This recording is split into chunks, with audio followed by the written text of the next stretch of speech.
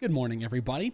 Welcome back to another episode of Coffee and Co-op with Nathanias. We did just finally unlock Dark in the Skies, so we get the double infested drop, which we can't use because our prestige for Zagara has her, well, yeah, we don't have Zagara, so let's just play the mission anyway. We did get the the aberration upgrade for the 50% damage reduction to units underneath them on the last episode. Oh, okay. It canceled my search there. And hopefully at the end of this episode, we're going to get the broken upgrades that make the banelings just completely unkillable. Although tragically, you know, you do have to. We got to get to level 14. That's going to be the big one. We get splitterlings, and then they're basically impossible to be stopped. Fresh cut, sun's out, guns out. Hell yeah, Zealous89. Hope you're doing well, buddy. Good morning to you, sir. Should I say rockets? It could be both. It could be both. I mean, some of the mech units use guns in a way. You know, you could argue that the landed Viking is using guns. I think. Oh, my NASA shirt. Oh, you're clever. You're clever. You're more awake than I am. Whew. You're much more awake than I am.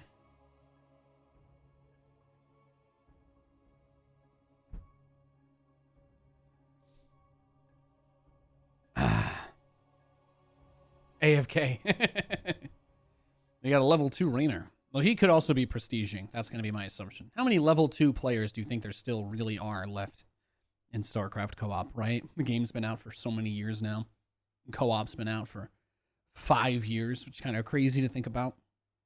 5 years of co-op. I guess technically would hit the launch of Legacy of the Void, so we'd be looking at the end of this year, right? Would be when it came out. Legacy of the Void came out right after BlizzCon. I remember it was the first time I ever got a copy of a game that wasn't released yet. They had a big party. Yeah, he's doing prestige. He's doing Backwater Marshal. So he has no mules, but his bio has 100% health. That's pretty awesome. But yeah, we had like a big party. We did like a big party at the esports arena after BlizzCon 2015. And Mike Morheim won the poker tournament that we had there. Him and Zombie Grub were actually very, very good poker players. And then I remember on the way out, they're like, "Hey, we've got copies of Legacy of the Void Collector's Edition signed by all the developers and Mike Morheim and some of the esports pros, because they had us sign them at BlizzCon." And they're like, "Yeah, we're giving out these little Legacy of the Void gift bags. The game comes out on Friday, so you know, don't give this to anybody." And I was like, "Well, of course I would never hand that away to anybody else. That's definitely not a breach of trust I would be looking to have." But that was one of my cool moments. I just kind of sat there with my Legacy of the Void box, and I tried to redeem my key, and it's like, "This product is not yet available for activation. Please attempt to activate this code on the release day," or something. And then, you know, it was like, like 3 hours before East Coast time, etc. The usual for game unlocks. Kinda low on the minerals there, huh? Good times. Good times. Before StarCraft went free to play, Not enough minerals. and we all got our ghost skins. Trees, you know. Minerals pay the bills. Mine more.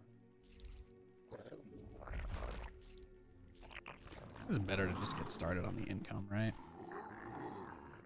The good old days. Not enough minerals. Minerals don't grow on trees, you know.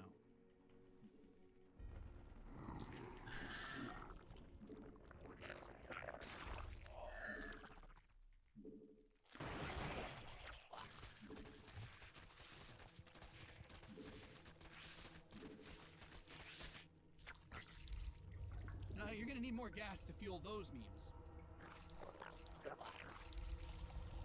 Queen is ready. Rev up those injectors.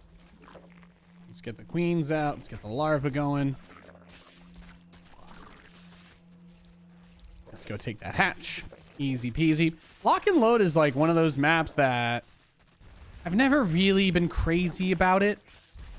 I'm not really a big fan of it. I can't quite put my finger on why. I think it's just annoying the way the objective works, because the enemy can take them back, but that's like kind of the whole mechanic of the mission. And while I'm willing to understand that and try to be like, yeah, I get it, right? You know, they're trying to make not all the missions the exact same. Doesn't change the fact that I still prefer the missions where I just go blow shit up. Does that make sense? Like, I really like the missions where it's like, oh yeah, just go kill, you know, 1,000 supply of the enemy. and then you win. And I'm like, yeah, let's do it. I'm gonna crash banelings into the enemy, 1,000 supply of it until we win. We're in combat. Let's lend a hand. You know, Energy's too low. it's the kind of stuff I think about. Amon's army is attempting to secure a celestial lock. A celestial It will lock. overload if they succeed. Overload. Overlords? Zagara, you're not even here, okay? Can we turn her microphone off? She's not even here, guys. Did you know that? Evolution complete. She went to take a smoke break and never came back. You guys want to know the ultimate your mama joke? We must join our Yo mama's so fat, the objective. when she's not on the battlefield, her army gains a 50 supply cap. It's a little co-op mama joke for you.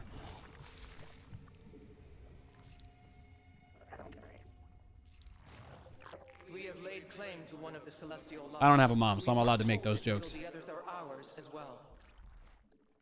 All right. Poor thing's all out of energy. But yeah, I mean, obviously with Zagara, your units take a little bit of time to kind of ramp up, so Low on the minerals there, huh? Minerals pay it's like bills. the Zerglings without any upgrades at all on brutal difficulty. The enemy always has like +2, basically in those situations. So, or like +1 or +2 by the time the first like, real wave comes, you're getting +2. The AI gets the upgrades so fast on brutal mode and co-op. Zerglings in particular are just pretty bad. Like they don't really scale the same on higher difficulty commanders just because, or higher difficulty missions, pretty much just because of that. Energy's too low to do that. Not that lings are bad, but Zerglings are, they go from being kind of to being like, oh damn, when you get to once you reach the like adrenal glands armor upgrade, right? Oh, it doesn't matter if you kill the banelings here. No, we're good. We're good. The enemy is attempting to capture a celestial lock. I mean, can you kill 2 broodlords with your army, bro? That's pretty much the question. Your allies That's being basically the only question here. Can you kill 2?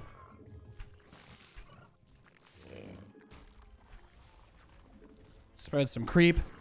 Apparently, I missed out on some fun yesterday. I was hearing that apparently Medivacs got completely broken in the update that they released yesterday. Apparently, they tried to release an update to do some more editor changes and stuff, and it completely ruined the Medivac. You could only load SCVs inside of the Medivac, which is a pretty, that's a pretty out there type of problem to have. I think as many would be able to pretty easily figure out. That's not a good thing. You definitely don't want your Medivacs unable to be able to, pick up your bio. So I did not play StarCraft yesterday because Katie got back from Washington, so we were hanging out. I did not get to stream or anything like that, and it looks like it was for the best because, even if I don't really build a ton of Medivacs myself because of the way that I play StarCraft, I think being able to take the threat are in battle. of Medivacs off the board, in my mind, that's actually a pretty huge nerf, right? Because in that type of situation, what you're doing is you're setting yourself up for, Our like, ally every single requires person you play our against presence knows to how you're going to objective. play, even if they don't know you, right? Like, if I have an alt account or everybody's going to be only playing versus mech for, like, the whole day, everybody's going to play a little bit better versus mech, right? On that day, which I think is a fair assumption to make. So you got to be really, really, really, really, really careful. You just got to be.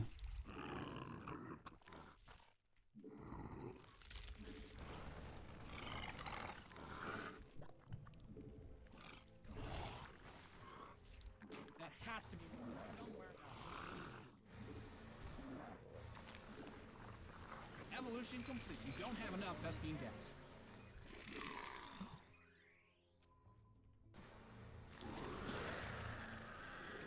Your forces are under attack.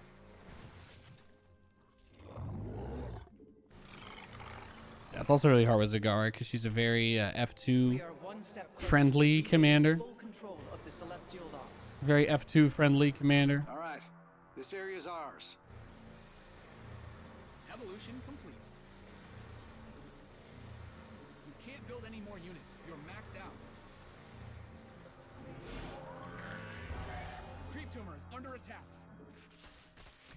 Amon's minions Yeah, but then you get, see, then I get my upgrades and it's all good. Then you get the upgrades and you're like, yep, nope. Zagara's mass units are actually pretty incredibly strong. We Gucci.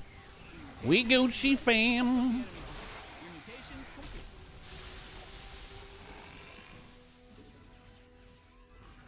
A celestial lock has fallen into Amon's grasp. We must wrest control of it before it's too late.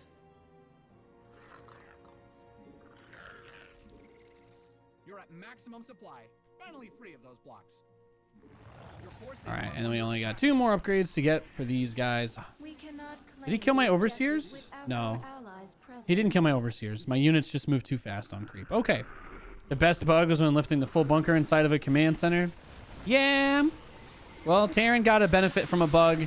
Terran had to lose because of a bug. It's the only fair way that things could have shaked up, right, guys? I think that's fair. So many Terrans got free MMR off of that change, off of that bug with the command center, that I don't even feel bad about it. Your allies being the enemies taking fire at your forces. Your allies are in combat. Because it's just like, meh. What can you do? Sometimes things break. Speaking of breaking, I actually figured out what all the problems with my graphics card were. It turns out that the smaller case I was using for the combined gaming / streaming PC, I still had the capture card in it, which I should not have. It was creating a heat pocket because there was just too little space in the case. And also, I don't really know how I managed to pull this one off, but I did somehow manage to accidentally install the rear exhaust fan backwards on my machine. So that wasn't very good. I installed the rear exhaust fan backwards on my machine, so it was on a pull instead of a push out, and that naturally did not go very well because I just kind of created a vacuum. There was way too much pressure going in the case and not enough going out, so it just kind of got really hot inside. I didn't mean to do that. I don't know. I must have just been really out of it when I did my rebuild, because that's not something that I would normally ever do. And as soon as I saw it, because I was like, oh man, what's wrong with this? Like, maybe it's the graphics card, maybe it's the capture card, maybe I don't need that in there anymore. And then, yeah, once I got to that point, I was like, okay, I need to, I definitely 100% need to make sure that I'm doing everything that I can to keep that from being a problem again. So after I went through and fixed it, my GPU temps dropped by about 7 degrees Celsius. And naturally, that had the impact of a significant drop off in throttling on the machine. So my FPS went up by about like 15, 20 in everything that I was playing, because my GPU was downclocking to like, I have a 2080 Ti, so my GPU is downclocking to something like 1680, 1720 megahertz. And now it can run at 1980 megahertz with no problem at all.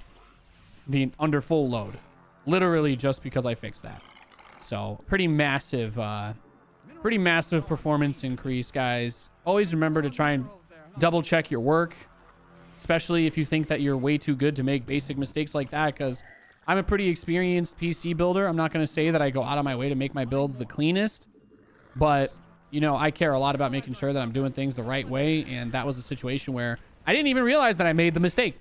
And obviously it's not a mistake that it's not something I didn't double down on it. I immediately fixed it, but you got to be careful with your PC parts, man, because I thought I was having all these weird issues with my display driver crashing, and I'm like, man, is this really just because I went one PC? Like, I can't stream and have SC2 and NVNC running? And it's like, no, actually, Nathan, you can do all of those things. Your graphics card was just literally inside of a convection oven that your computer case turned into because you made a pretty huge error. Maximum supply. Your allies I'm not going to call myself an idiot for it, because I really didn't mean to do it, and I certainly would not do it again. But I'm not going to beat myself up too hard over it, but it's going to be one of those lessons well learned. Lessons very well learned. Armor reducing links are correct. You're maxed out. We have activated another lock. Press on, commanders. That's it. We're done, right? We did it all. GG. Easy. Woo! Can't wait for the 3090. Hell yeah. 3090 graphics card's going to be a lot of fun. I only find about exploits in the patch notes when they fix it.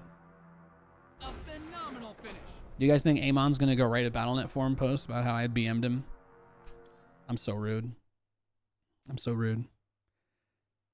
Worst SC2 personality ever. I was actually messaging Up a Tree Zelda. I was like, did they fix the bug? Like, is everything good? Are we good? Are we good here? Oh, I maxed my war chest out. I don't know why it's giving me that. Did I get the Baneling upgrades? Yes, I did. This one makes Banelings mega cracked. And that's not even the best upgrade for them. The Splitterlings are like busted too. Just the fact that all your Banelings become 3 Banelings is perhaps the most important upgrade.